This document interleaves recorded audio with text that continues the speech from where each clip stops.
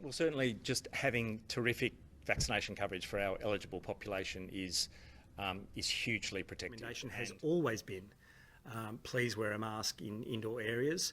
We know that a lot of people are following those recommendations, but we want to continue to encourage people to understand that it's not over. People should really think about really what a low impost it is, a bit of fabric on your face to protect yourself, to protect those around you, and to protect the health system. It's a small price to pay. Please get that booster dose. The protection of someone who's triple vaccinated compared to someone who's unvaccinated is is orders of magnitude difference.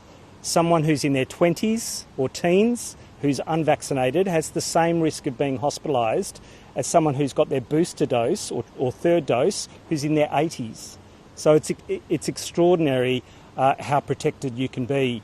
It's direct protection. I would always make the case that mask wearing is going to be a downward pressure on transmission. But we can do more to get that message out. I don't think people are opposed to the idea of boosters. Maybe they don't feel that sense of urgency, but we know what it means for our health system to have that additional protection, and we know what it means for individuals to have that booster dose. I know Victorians are concerned about what summer might have ahead.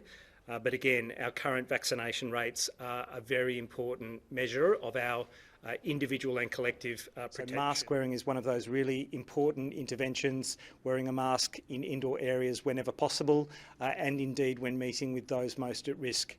That booster dose, and the evidence is increasing day by day, even greater protection against severe illness and hospitalisation. We all need to make appropriate judgments depending on the setting that we're in and the people we're in contact with. I think people understand that a booster dose is that additional protection that we really need now. Those booster doses in. I would also remind everyone that masks work for any variant of concern. They work for any coronavirus. So whether or not they're mandated, they remain a recommendation if you're indoors. They remain a recommendation if you can't physically distance. So wearing a mask, maintaining your distance, all those hygiene measures, and the ventilation, opening doors and windows for those indoor spaces, all of those things will work against this variant, any other variant you can think of.